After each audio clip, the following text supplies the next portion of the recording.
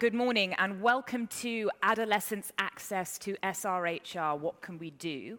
My name's Laura Shields and I'm the Managing Director of a company called Red Thread, and before that I was a CNN and BBC journalist, and I'm going to be your moderator for the next hour and a half. I'll introduce our panel of speakers in a moment, but just to give you an idea of what the session is about, this is the session where we're going to be talking about sex at 9:30 in the morning, just to wake you all up. But actually, when we talk about SRHR, what we're talking about is sexual and reproductive health and rights, and what can be done to improve access to that for adolescents in particular. So that's very much the focus of today. And yes, we're going to be talking about the health aspects of this. So we're going to be looking in particular at the circumstances that surround unwanted or unplanned pregnancies and the consequences of those, the challenges, but also very much the issue of rights. You know, this is a discussion that goes in parallel, and the rights issue largely about choice. So the choices, how to improve the choices for young girls and teenagers so that it's they who decide when they want to start being sexually active, with whom, and when to have a family. So it's very much the rights and the health discussion, which I hope will be very interesting, particularly in light of the current geopolitical situation and challenges that we face in this area.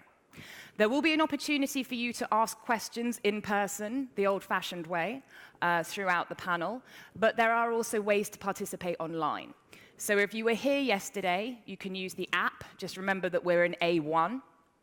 And we'll be asking you to take part in a word cloud exercise later on.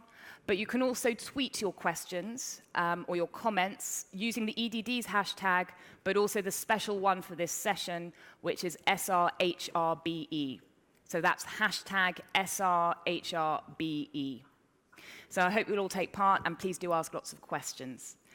So we're going to, just to introduce the panel, and I'm going to start at the far end. We've got a great panel of speakers today lined up. At the far right, we have Alana Galassi, who is a Senior Policy Manager at the Guttmacher Institute in New York.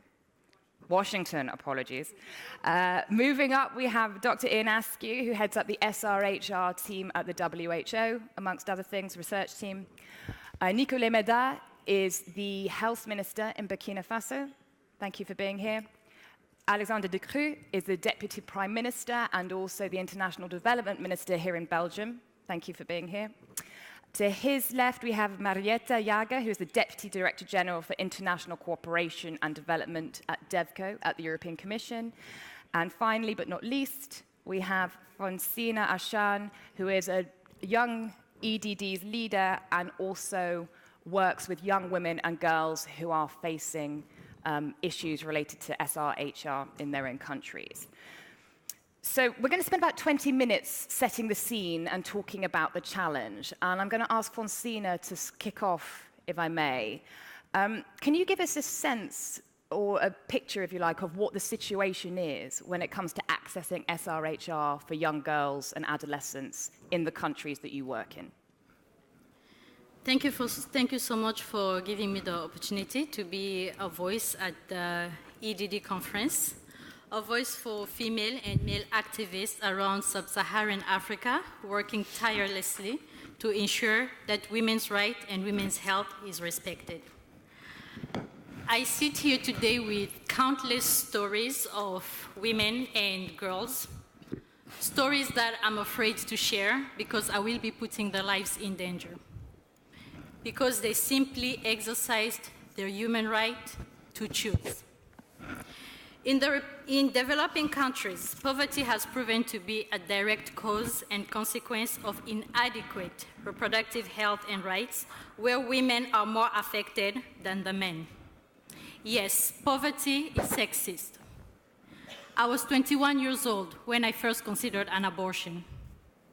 Later that year, I lost my best friend to an unsafe abortion. In the Republic of Congo, where I come from, simple conversations on family planning is stigmatized.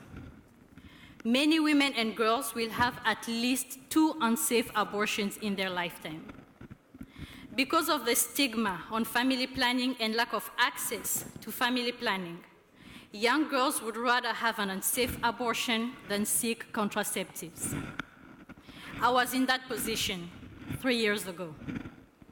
Access to unsafe abortion was more accessible than contraceptives due to cultural, community, and religious barriers.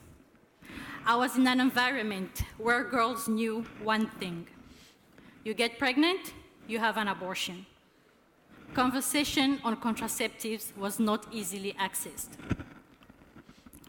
Sexual and reproductive health and rights is a cause very dear to my heart. My aunt was a teen mother at the age of 13. She went back to school at the age of 42 years old, back to high school. She graduated university at the age of 50 years old. Through one of the grassroots organizations that we work with, activism on safe abortion, medical abortion to be precise, has allowed us to help a teenage girl who was raped by her grandfather. The teenage girl has been taken care of, and the abuser is in jail. I can tell you hundreds more of stories of women and adolescent girls whose human rights choices have highly affected them in their communities, and of course in the political setting. For instance, in certain communities in Cameroon, a woman can only access contraceptives if her husband is present. Therefore, she can't make that choice for herself. I work with a network of activists around sub-Saharan Africa, the Mama Network. Our work involves working with grassroots organizations, community leaders, and community healthcare providers to raise awareness on sexual and reproductive health and rights. Overlooking the importance of women's reproductive health and reproductive rights closes the door to attaining all the other sustainable development goals. Thank you.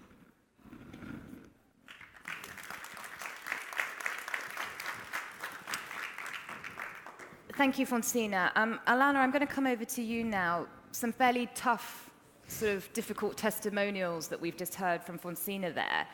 But abortion is just sort of one aspect of this, isn't it? Could you give us a broader overview of what the health statistics say on SRHR?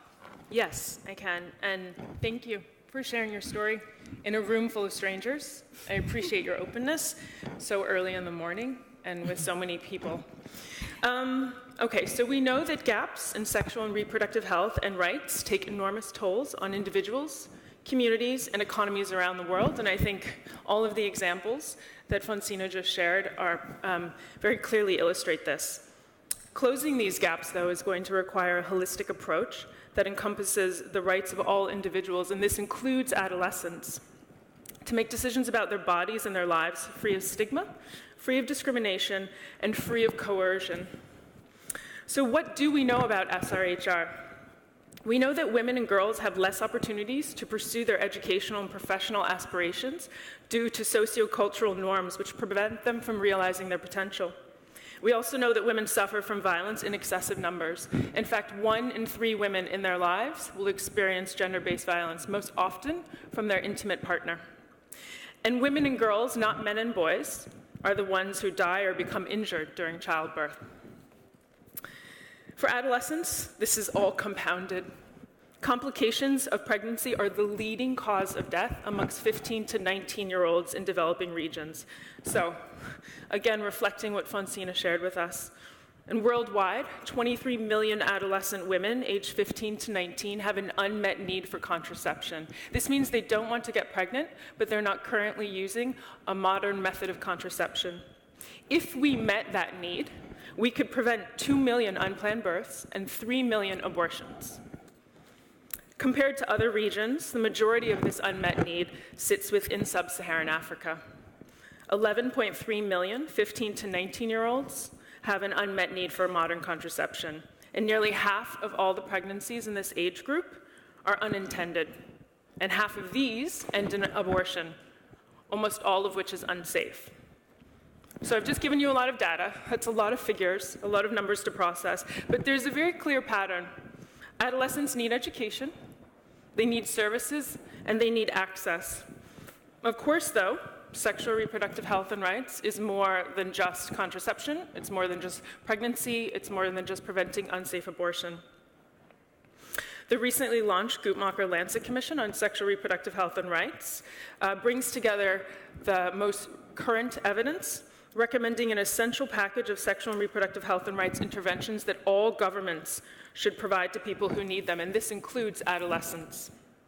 Adolescent access to things like comprehensive sexuality education, services to prevent, detect, and manage sexual and gender-based violence and coercion, and counseling on sexual well-being are just some of the essentials, recognizing that adolescents can make their own choices, but they need evidence and they need places to learn how to make the best choice for themselves.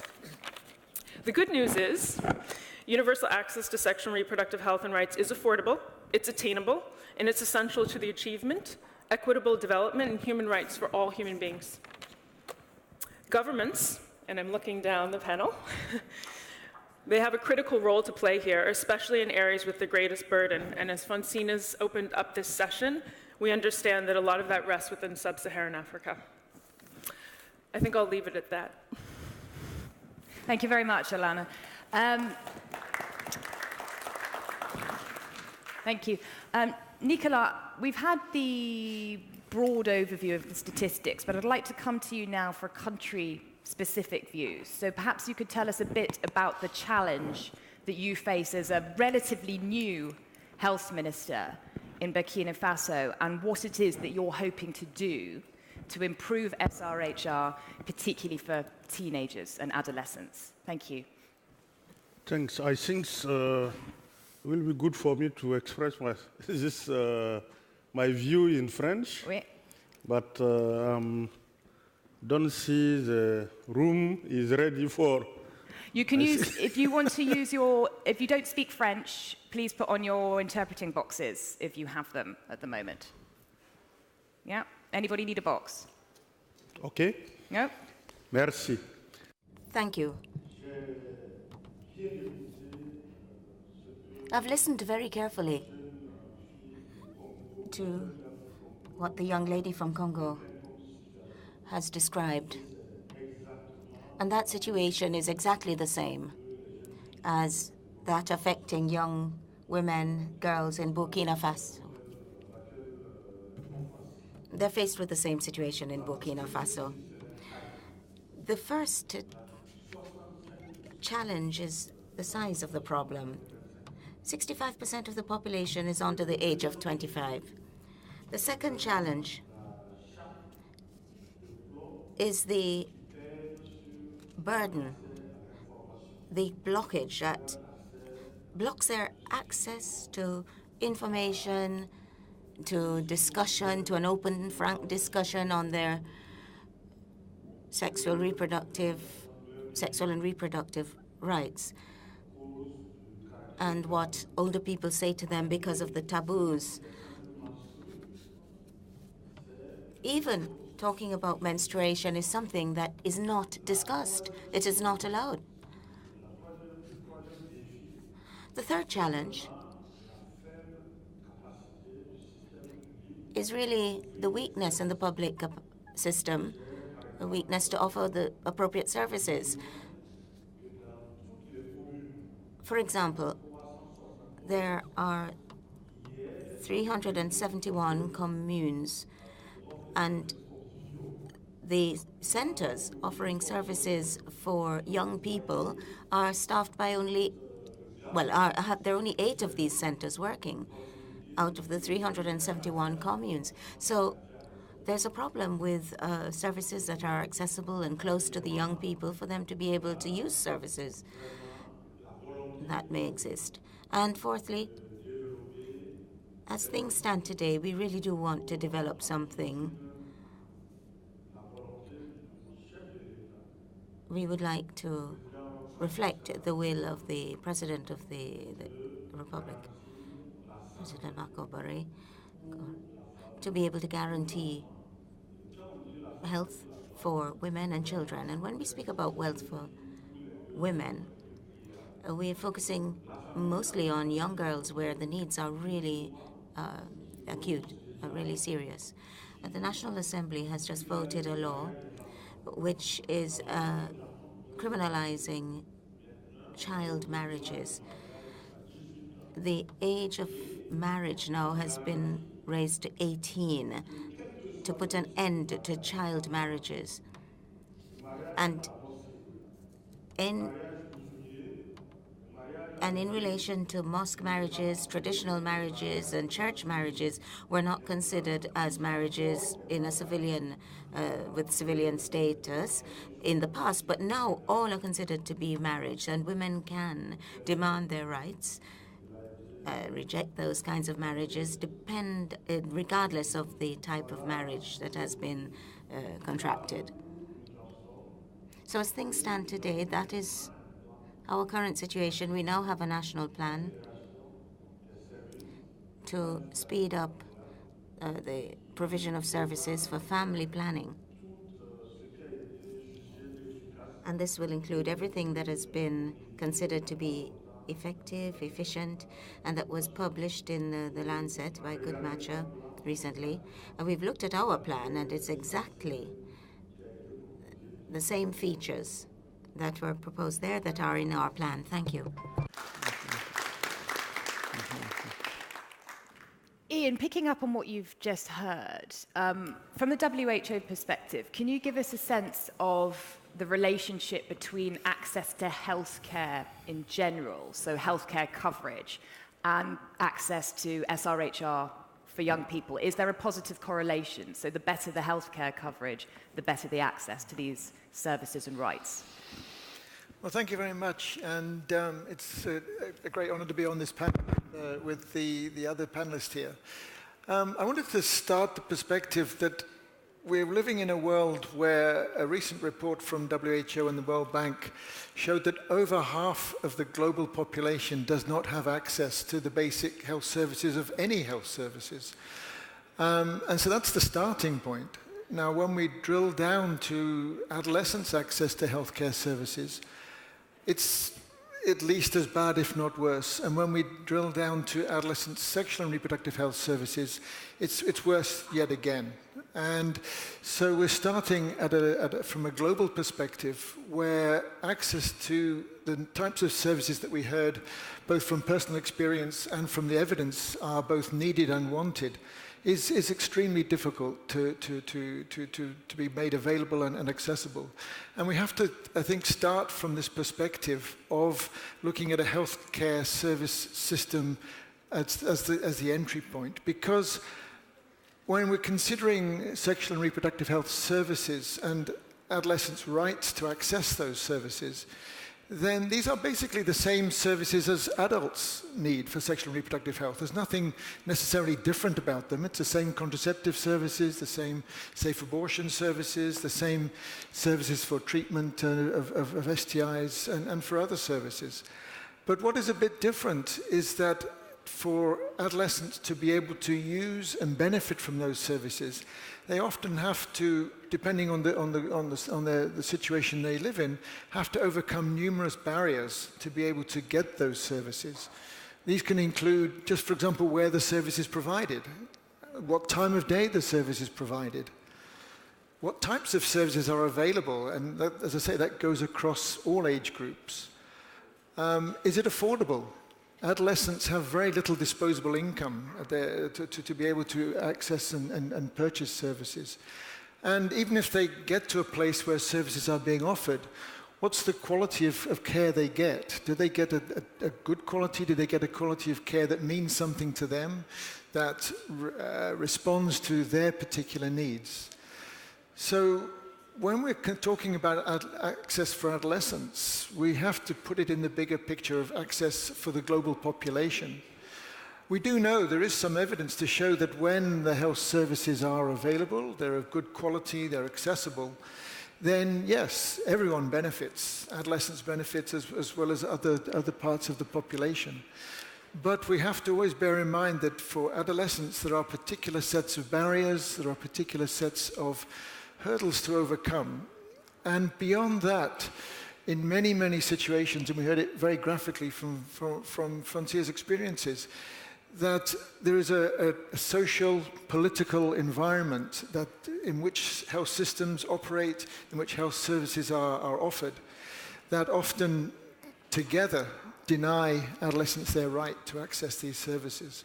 And so it's not just a question of making services accessible. It's not just a question of reducing the barriers.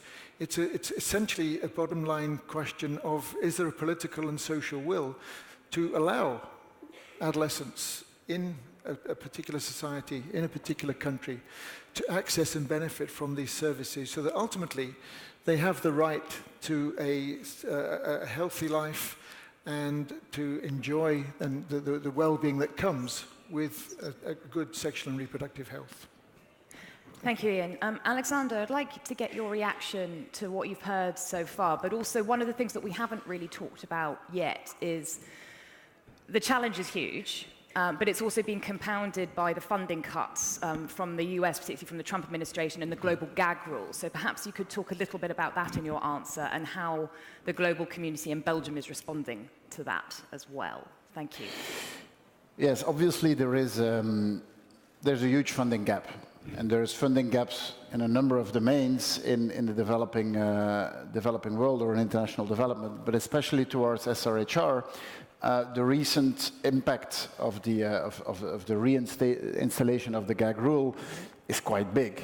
This is approximately $650 million that is being cut from organizations that were just doing great work on the ground.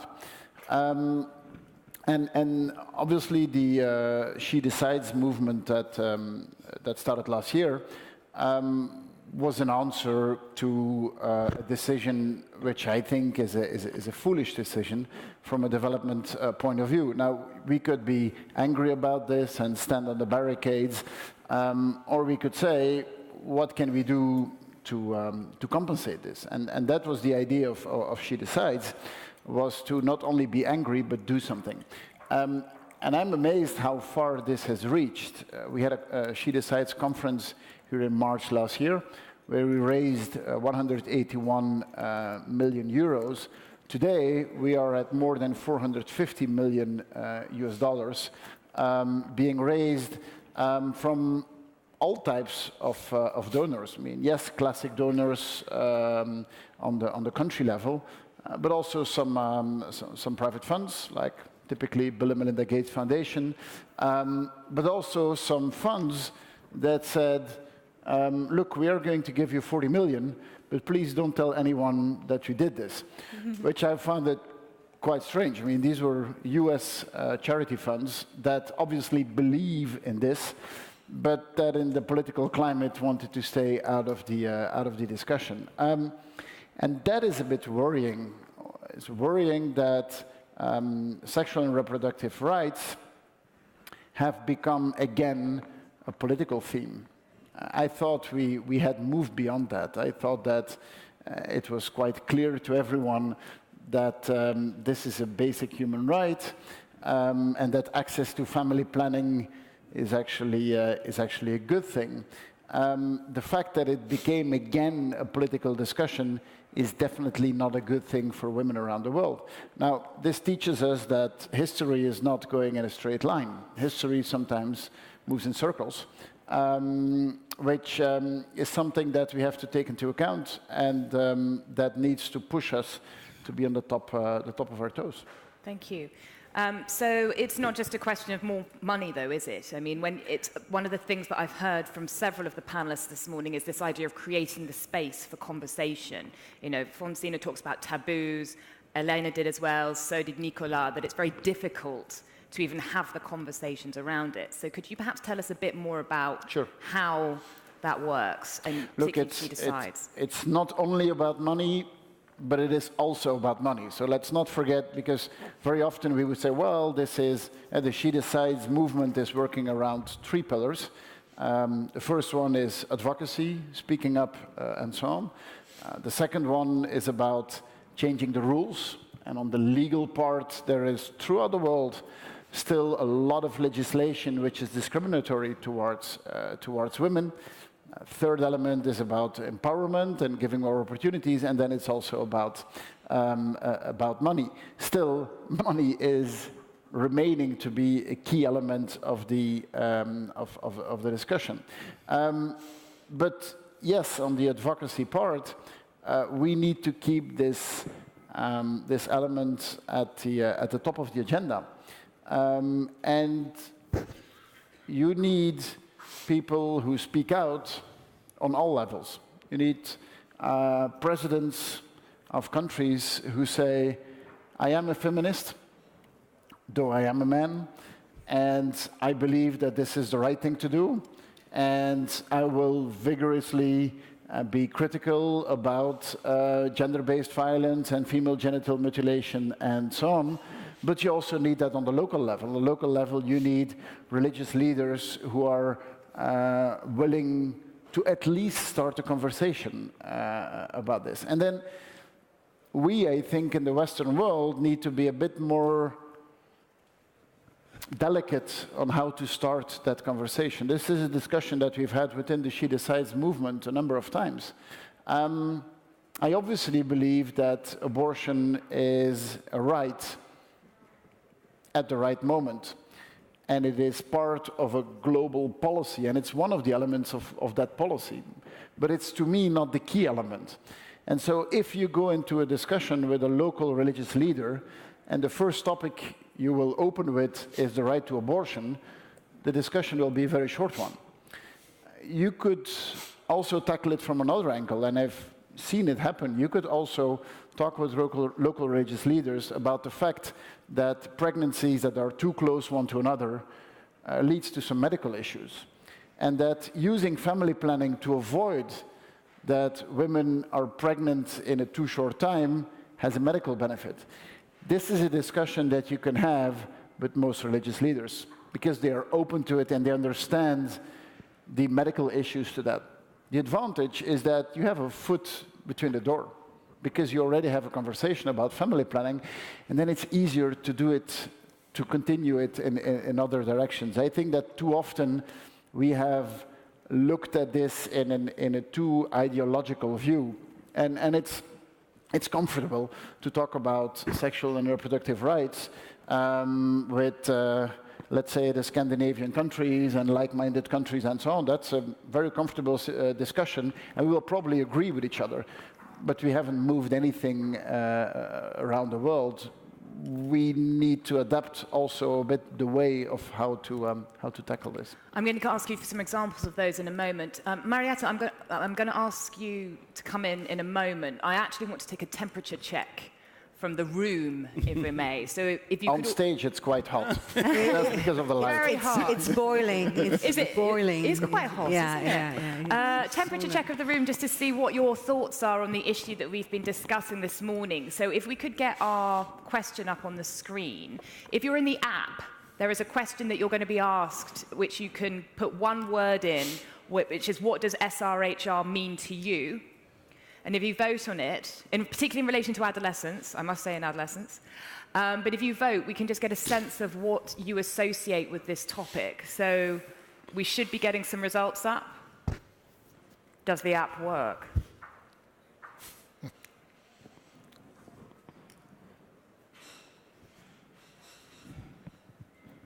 How long do we have to vote? Is it about a minute? 40 seconds, okay. Can we bear the excitement of it? Call it out. Just call it out.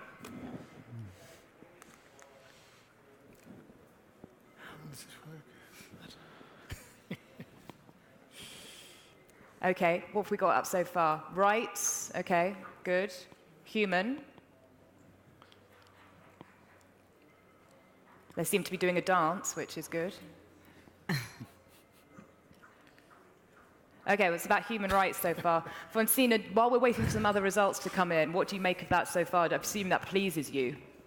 Of course it does, and I like the humanity part of SRHR, because sexual and reproductive health and rights are human rights. So as women, as men, we need to fully and freely express our sexual and reproductive life. It's humanity. It should not even be a policy. It should not even be a topic in governments. It's human rights. Yeah, okay, so a lot of freedom, human rights. I can't see what the yellow one says. Opportunities. Okay, very interesting, so very rights focused. Does anybody else on the panel want to react briefly to what's come up on the screen? Or should we move to... Well, I think that the link between SRHR and opportunities, I think, is a key one. And I think it's actually quite an easy question you could ask any woman in the room here. If at the age of 14 you would not have had access to family planning, would your life be what it is today? Obviously not. You would have had to make choices that would have had an impact on the life you're living today. And this is just access to family planning. If then the same question applies to education, to healthcare, and so on, I think that access to family planning really is a key element to giving women the opportunities that they should have. Thank you. Marietta, I'm going to bring you in now. The EU is putting quite a lot more money into certain countries, particularly in SRHR, in countries like Burkina, in fact. Can you tell us a bit more about what you're doing in that field? But also, I'd like to pick up on the sort of political themes that Alexander mentioned in his first intervention, because when we talk about this issue, we often think of it, as I say, in terms of West versus other countries, but it's not. Europe's actually incredibly divided on this issue, you know, with certain Poland, Malta, Hungary, perhaps. We've had the recent vote in Ireland. You know, it's not like there's a monolithic consensus in Europe around this. How does that affect the ability of the EU to get its job done, and how do you broker consensus? Yes, thank you very much. And indeed, it's boiling here at this stage, so probably it's exactly. It's a solarium. But let me first of all thank Fonsina for sharing her powerful story and being a leading example of what you are doing. And I also share Alexander's concern, also emphasized in Guttmacher Institute report about the financing gap. But I'm very proud that I'm working for a male commissioner who is a feminist. And as he emphasized yesterday, Commissioner Mimica, the European Commission is firmly committed to ensuring women's and girls' access to sexual and reproductive health and rights. This is really an important human and women right. So, and also will require really reinforcement of country system to ensure universal access to basic services, including the SRHR. So we have been talking a lot for the last 2 days about the consensus, about the gender action plan, and we firmly believe in the Commission that the right-based approach and mainstreaming gender equality in human rights is the key for the development and the sustainable development. So talking about financing, of course, I can tell you that taken together, 470 million has been distributed by the European Union, meaning DCI and EDF, on reproductive, maternal and child health in 2017. And of course, we strongly believe that we need to address girls' needs through comprehensive and integrated programs, as Vice Prime Minister said as well, and it was confirmed also at the G7 last week. Also through our Spotlight initiative that, again, it's a flagship of EDDs this year. We dedicated the envelope of 500 million, provided support to end violence and against women and girls, with a specific focus on SRHR in sub-Saharan Africa. So we believe, as Vice Prime Minister said as well, that the legislative framework is something we need to work on more on the country level in order to ensure that those basic rights are taken into account. In Burkina Faso, as you said, for example, health is our focal sector. And with the current budget support, we have a budget support agreement of 84 million, aiming for key result in SRHR. And we have embedded it in all the political dialogue with the government to ensure that the expected targets will be met. Also, part of that is a program population that we had given 25 million. You asked me about the political context. Yes, I agree that it's very, very sad that this is coming back to the political agenda that we have hoped we have overcome, but we do recognize that the issue we are discussing today is a very sensitive topic in many countries, is almost every country, and this is no different in the EU member state. And, but again, these views are not necessarily static. And they may change and develop over time, as we have seen in the recent referendum in Ireland. So while there may be universal agreement on many things, there are also issues that may not be completely in line, and they may not be universal agreement on all aspects, as you all know, but there is again strong commitment, and it's again emphasized in the consensus, and it's based on the program of action of International Conference on Population and Development, and includes the right of every individual to have full control over matter related to their sexuality and sexual and reproductive rights. So that is also confirmed in the consensus, and what we got very much right in the consensus is on the big issue that improving SRHR is an important development goal to reduce poverty and also integrated part of human rights and gender equality. And that is something we all agree at the Commission and Member States level, and it's confirmed in the consensus. So thank you very much. Thank you.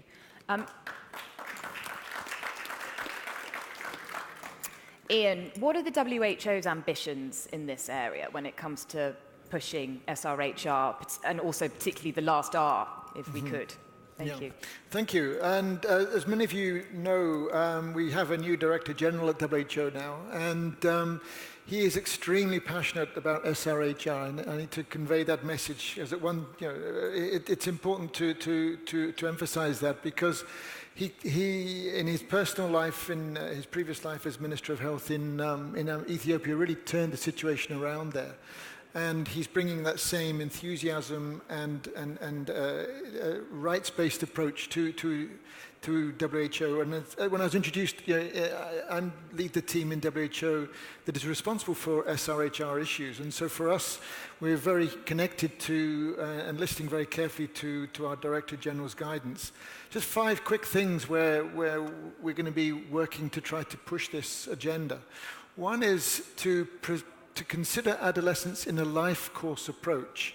And we heard earlier from Alexander that, yes, things happen and health services are needed during the period of adolescence itself, but the sexual and reproductive health that you experience at that point in your life can have lifelong implications, not just for your health, but for your economy, the way you live, the health and well-being that you have later on in life. So we see adolescence as one part of a continuum right through the entire life course.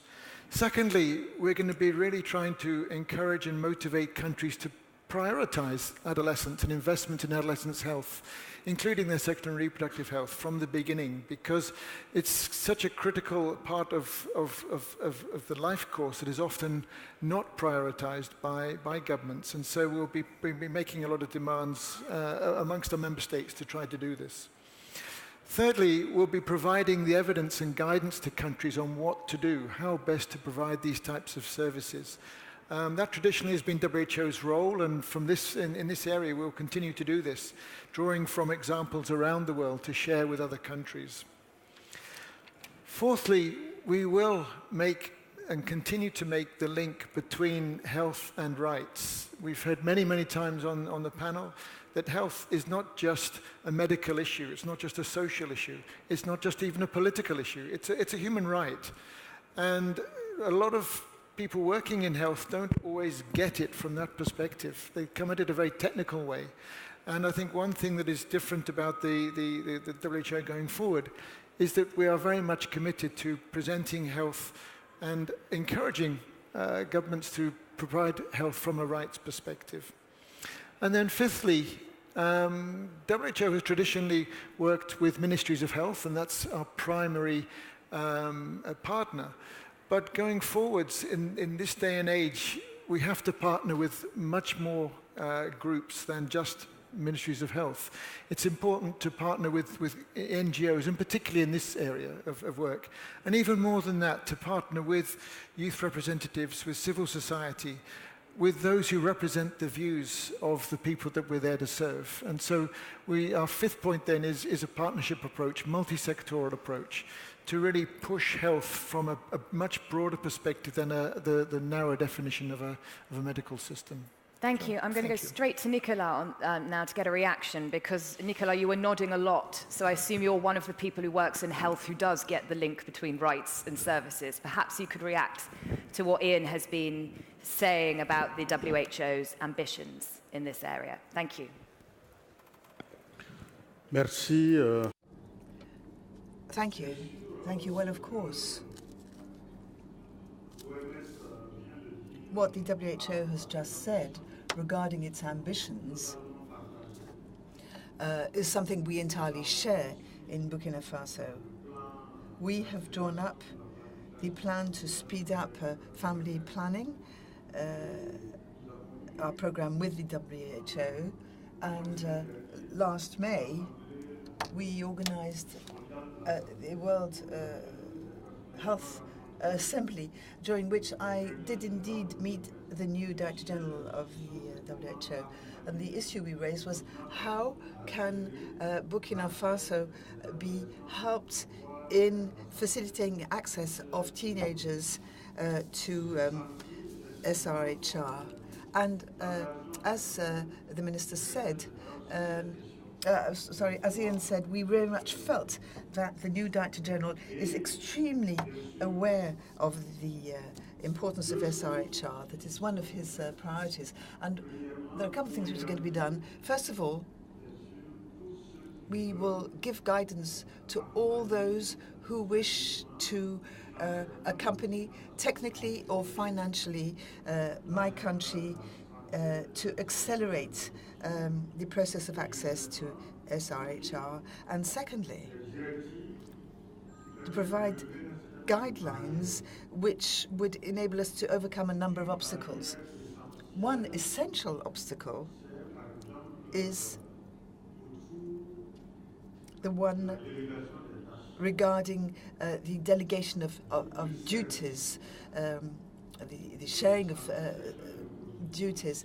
A lot of SRHR services are provided by doctors, by physicians. Now, doctors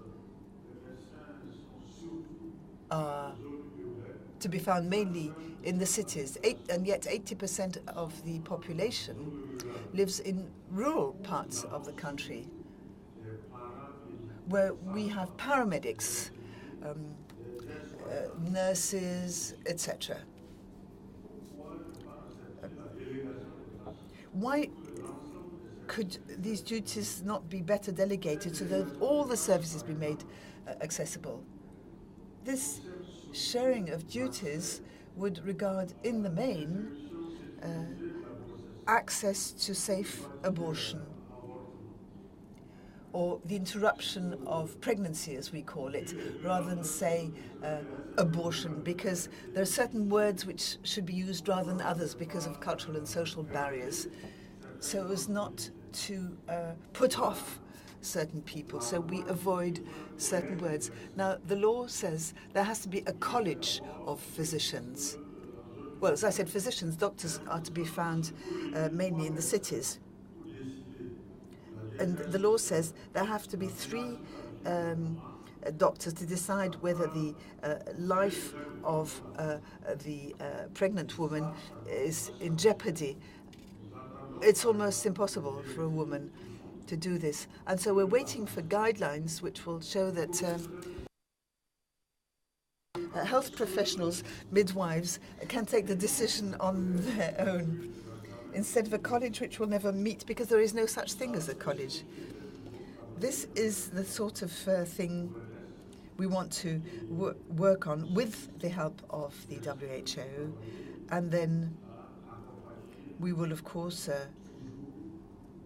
work on developing these services, which should be fully accessible and freely accessible, and devoid of any nefarious consequences on society, on individual women, by aligning everything we do on the best scientific evidence.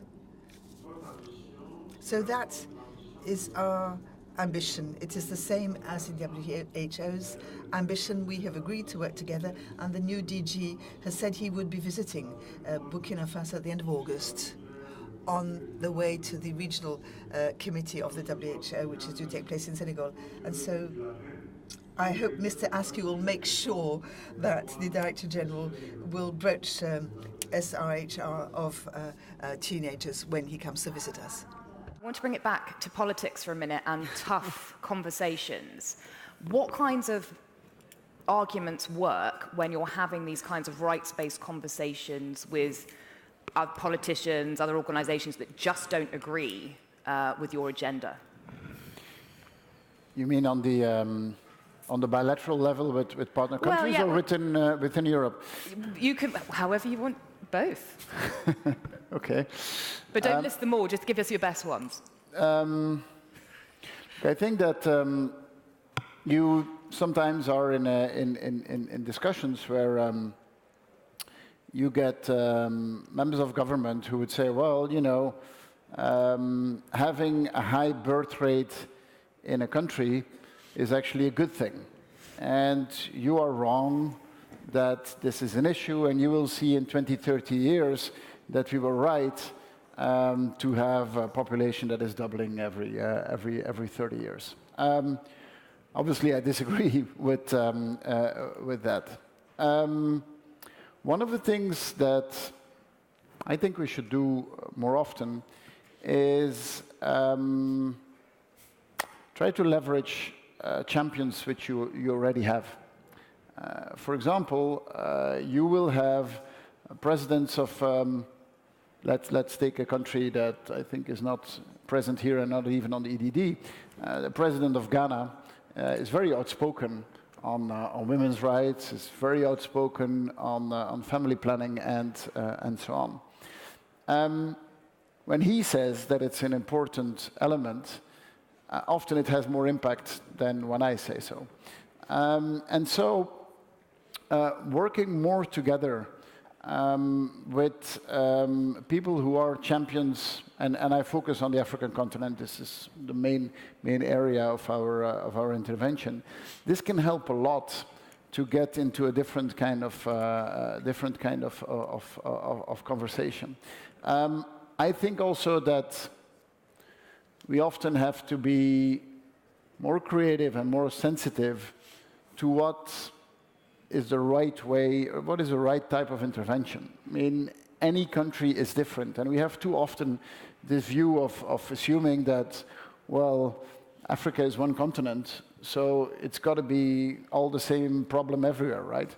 Which would be the same as saying that the issues in Norway and in Ukraine are exactly the same, which obviously is not the case. And you see very often that you have small projects which prove to be successful, and where we as donor countries can be the ones that scale up those projects to a bigger audience. One example is, I think this is something we did in Senegal, is something very simple. I mean, this was a youth project that is just organizing, you know, those telephones you can call a call center, and instead of talking to a person, you You want information about where you can buy a condom, press 1. You want a second one about I don't know which topic. I mean, these things where you just have to push numbers and listen to a tape. My first impression was, wow, this is not going to be very useful. People hate that. But then when you talk with young people, they say, no, here the topic is such a sensible topic. We actually do not feel comfortable to talk with a person about this topic. And actually, we think it's very good to have something which is just pre-taped and that we can listen to. I use this example to say that we really, really have to be much more attentive to what the right strings are to pull, and we have to be much better at working together with local organizations. And we, for example, even changed our laws in Belgium to be able to finance local organizations directly. Up to now, we were not able to do it. We always had to do it through our own NGOs, and there were reasons in the past why it was more difficult to do so. But sometimes we really have to be much more in a partnership approach, choose local champions, choose people from neighboring countries that can help, and be much more open-minded on what is the right way of doing it. Too often we think, oh, we are hitting a wall, so people do not want this. But often it's a bit more elaborate than that. Thank you very much. But maybe there's more examples on what works and what doesn't work. Well, I was going to say, I'm going to go straight to Alana as well, which exactly. is, how do you read the global political landscape at the moment? Because obviously you've got Ireland on one hand, but you've got the gag rule. Can we even read the global political landscape? Are you more optimistic or pessimistic at the moment? Well, I read the New York Times this morning, as I do every morning, so I felt very pessimistic about an hour ago, but I'm processing that. Overall, I feel very optimistic. Ireland, as you mentioned, but not just Ireland. We've got Argentina having a debate next month. We've got New Zealand re-examining their abortion law and seeing whether or not they can move it from the penal code to the health code. Ghana, Mozambique, there's lots of conversations happening around the world for countries to re-examine their very restrictive abortion laws. So that makes me incredibly optimistic. But this doesn't negate, and this is not to gloss over, the insane expanded reinstatement of the global gag rule. And let's not forget that that's not the only horrible policy related to SRHR. There are numerous policies that have negative impacts on the health outcomes of SRHR, sexual reproductive health and rights. Sorry, I went into acronym mode there very quickly. And sexual reproductive health and rights has always been isolated from global health and development and has been chronically underfunded before the gag rule came in. Anyone who works in sexual reproductive health and rights, raise your hand. Has it not been a constant struggle to make sure you're on the agenda, to make sure there's a budget line, to make sure that you can get a high-level person to say your acronym or mention your issues? It's not as easy as asthma. It's not as easy as NCDs. It's always been like this, and it will continue to be like this unless governments seriously commit. One of the things that also makes me incredibly optimistic, and the minister mentioned she decides,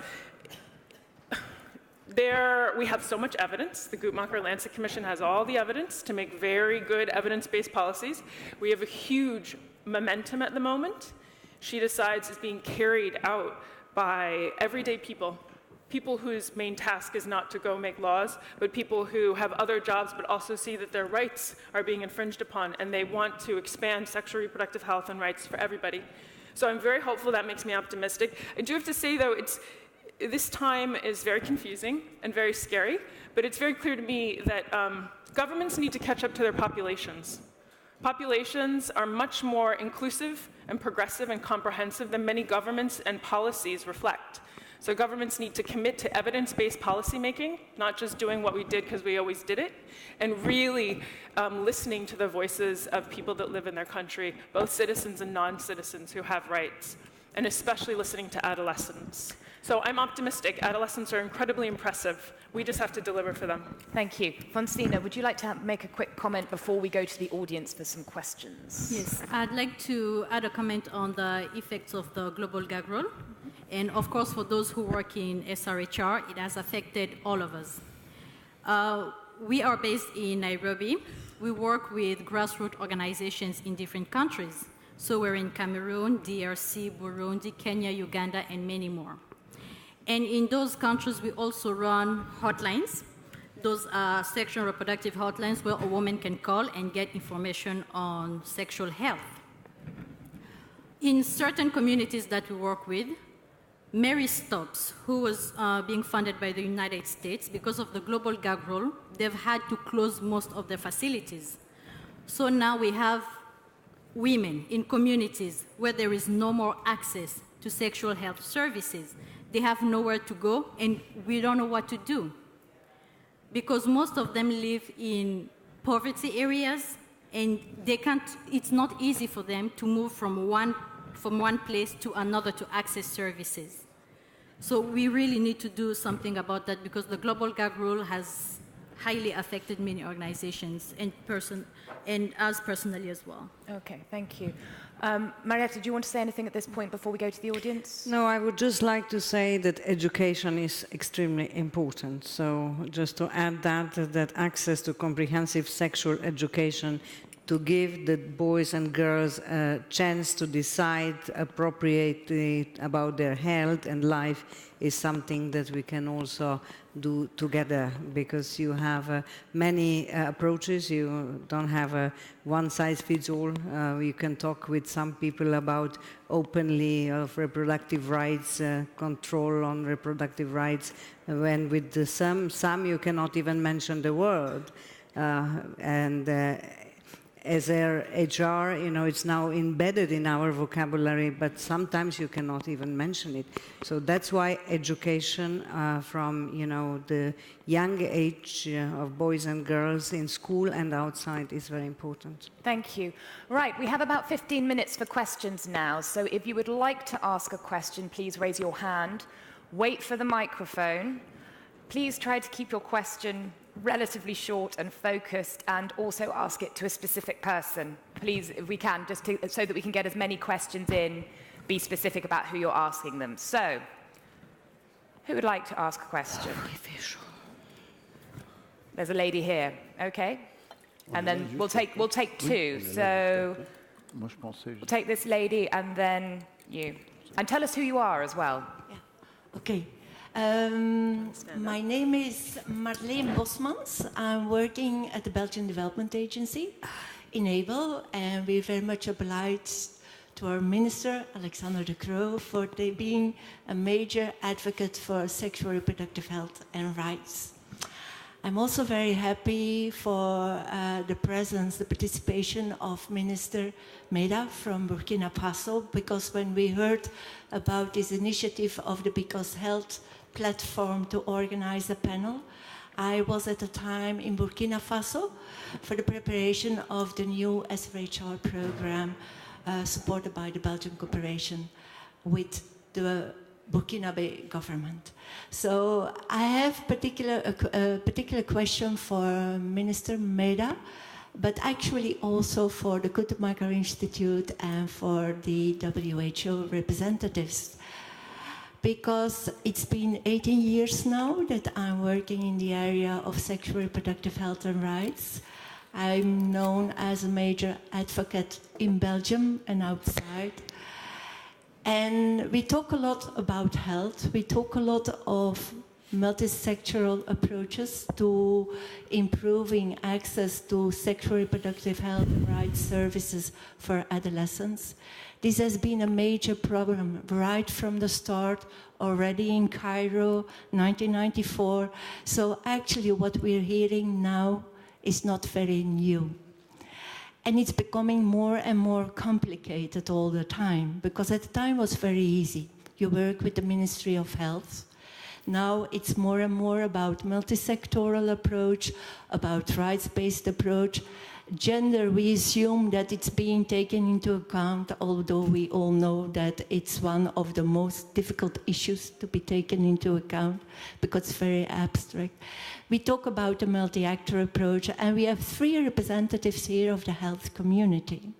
So my question to Minister Dr. Meda, to WHO and the Guttmacher Institute is, how do you see the role of the Ministry of Health within this multi-sectoral approach to taking a stand for sexual reproductive health rights of adolescents in a situation, in a context where we have to face taboos, social, cultural norms and values, religious norms and values, survival of a society, but also the role of ministries of education, of justice, of security, of education. So what exactly and how do you perceive the role of the health sector and the Ministry of Health? Thank you very much.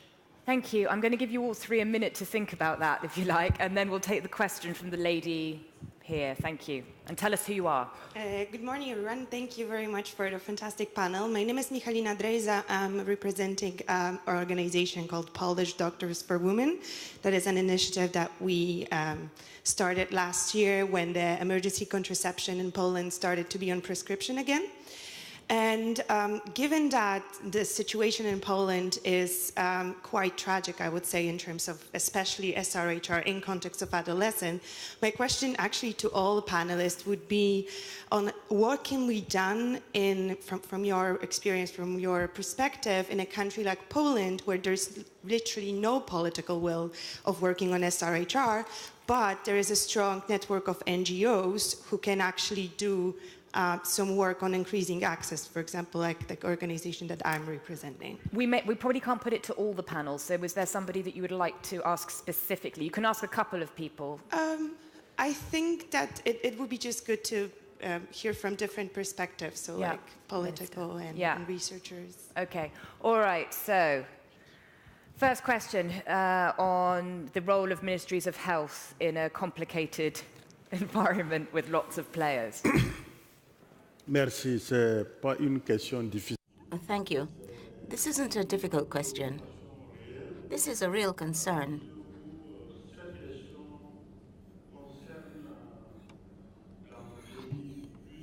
In that this question in my country involves a number of ministerial departments. Of course, there is a minister with the responsibility for women, a minister for social responsibility, one for gender. There's the Minister of Health, and there's a Minister of Justice.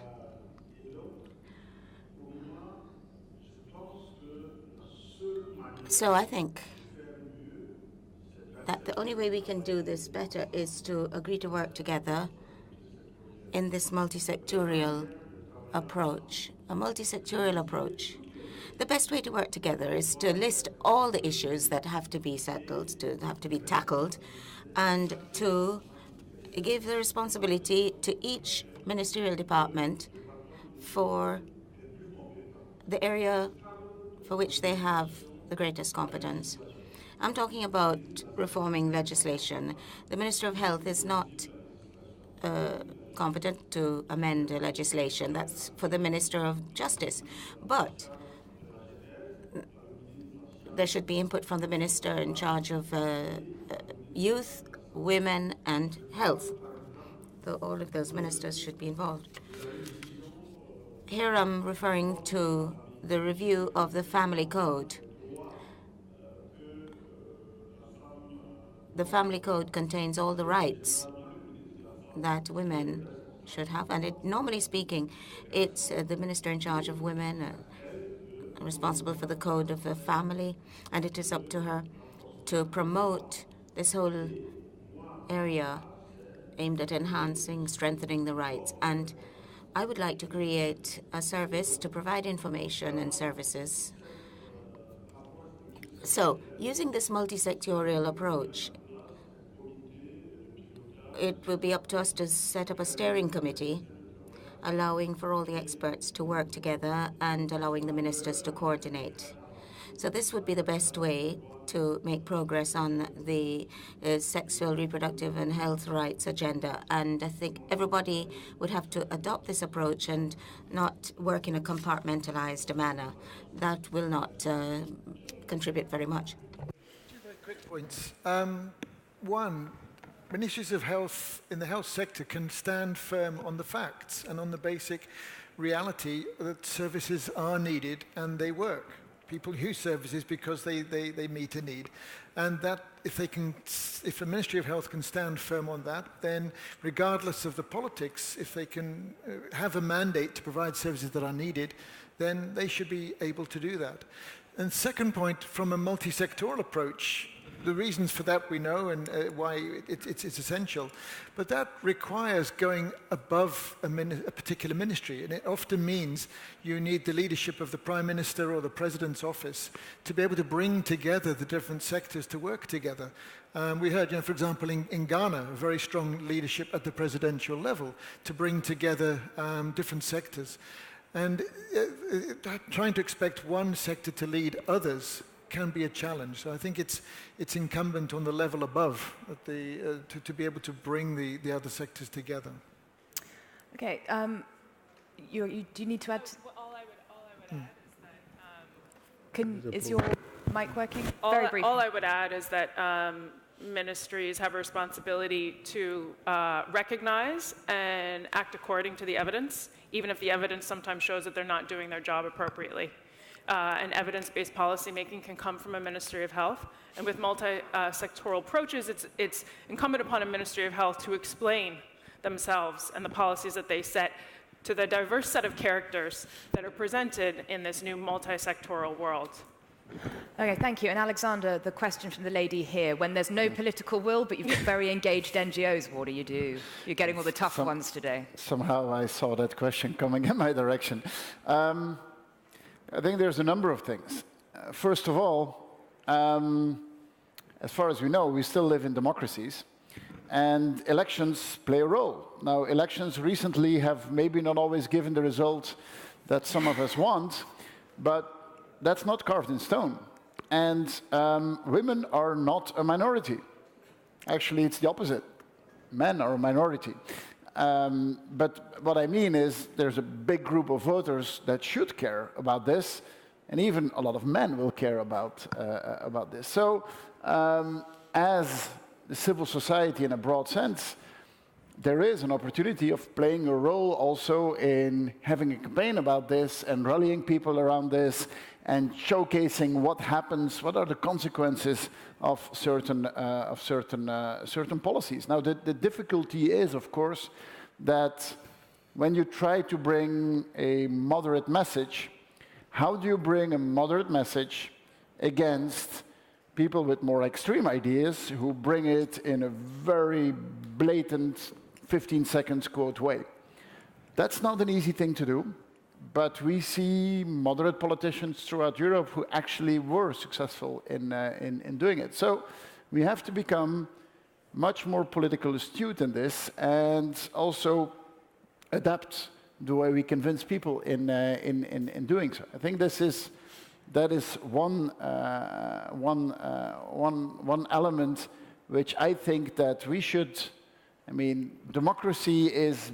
Some people will say, oh, there's something wrong with democracy because it's not giving the results we want. No, I don't think there's something wrong with democracy. We just have to use it in the same way, not to achieve the same results, but bring back democracy to people with moderate voices. Marietta, do you want to comment on that? I think Alexander said it all, but as I said before, the views and positions are not static.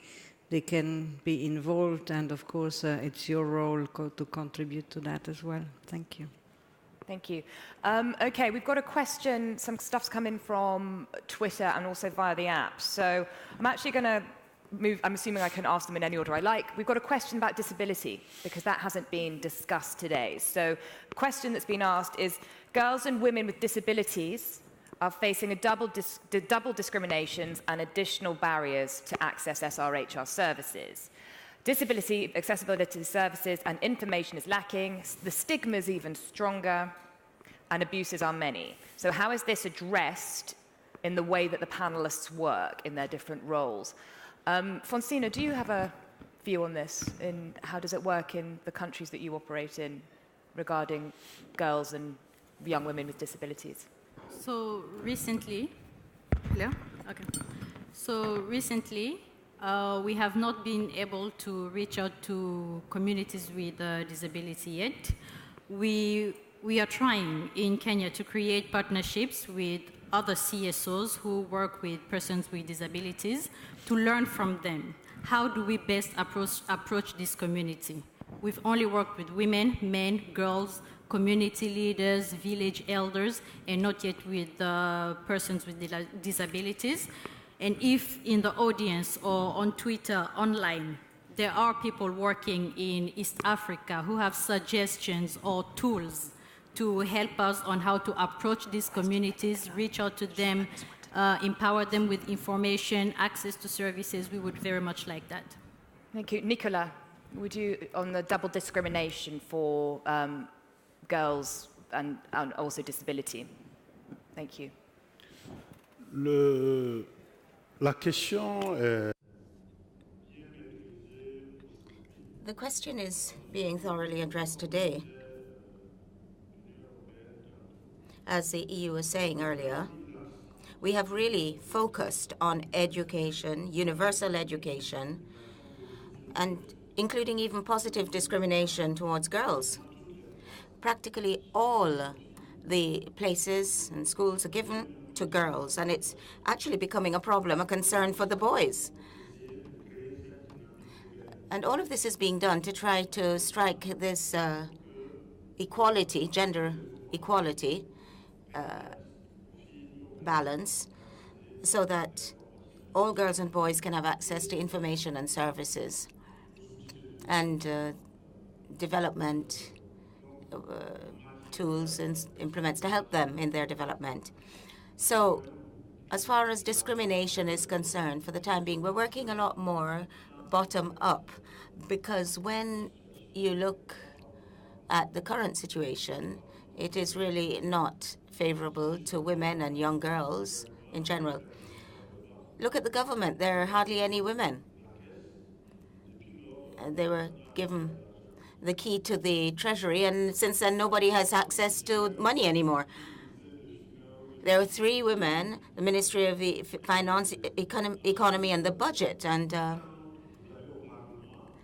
they're there. And when you go to Parliament, there are practically no women, only 10% of women in Parliament, whereas all the political parties are saying that there should be at least 30% or 50-50 in Parliament, but there are very few.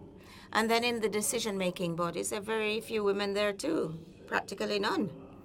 So it is very strikingly visible that women's rights are not guaranteed.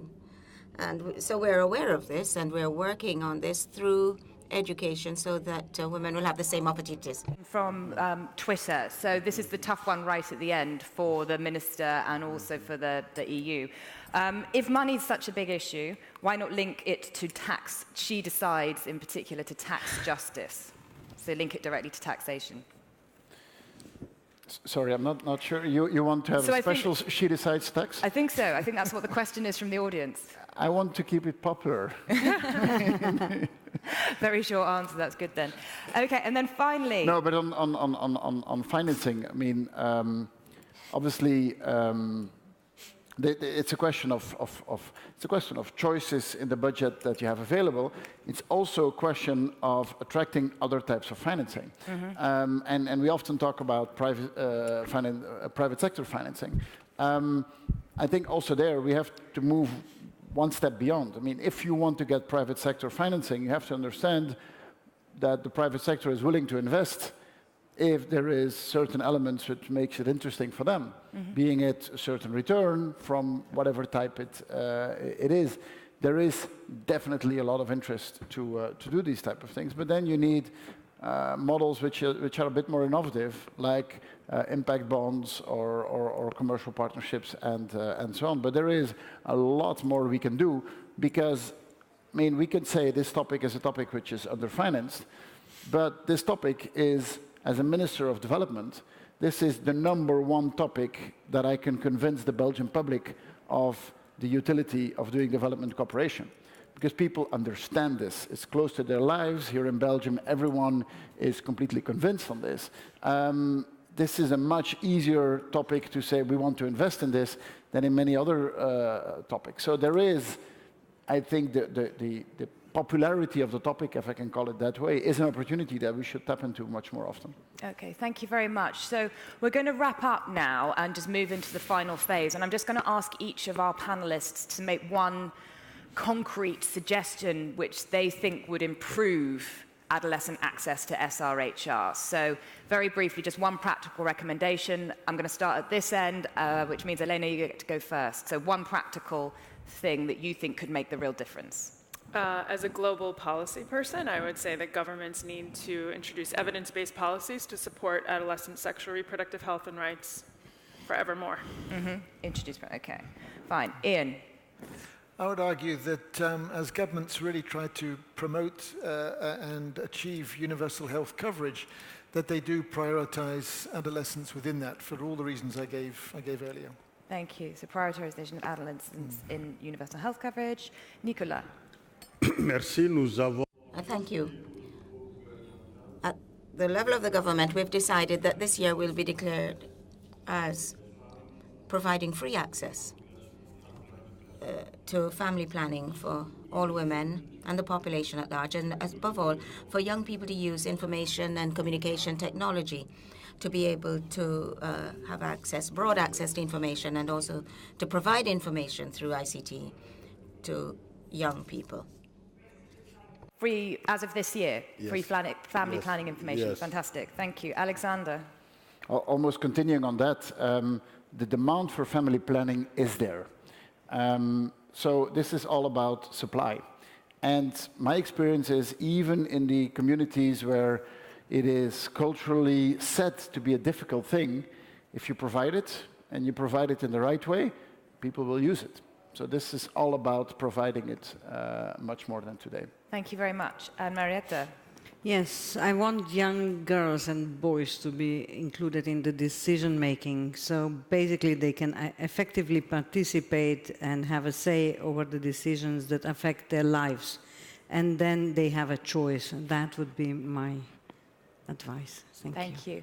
And Fonsina, final thought and recommendation from you. I'd like to add that the European Union must not only invest in this cause, but also use its political influence to work hand in hand with African governments to not only allow a safer playing field and environment for activists like myself, but also to be engaged in community sexual and reproductive health and rights. And also civil society organizations and community leaders must work together with the government to ensure that the stigma is lifted, because we cannot put women at the forefront of sustainable development if their right to choose is not their right to choose. At the end of the day, if she decides, we're equal. So governments, the EU, community leaders, and civil society organizations must come together to create a stronger force to eradicate this issue. Thank you very much. So this brings us to the end of our panel. I'd like to thank all our guests for their very frank and heartfelt testimonials. I know they're boiling, so I'm going to get them off the stage very quickly. Don't worry, this is a very short conclusion. Thank you to the audience for your questions, and also to those of you who participated online. The conversation carries on, not just today, but further down the line. You can follow the debate SRHRBE, EDDs, there's the She Decides hashtag. Participants are here to speak to afterwards. Thank you all very much, and go and enjoy a cup of coffee. Thank you. Thank you.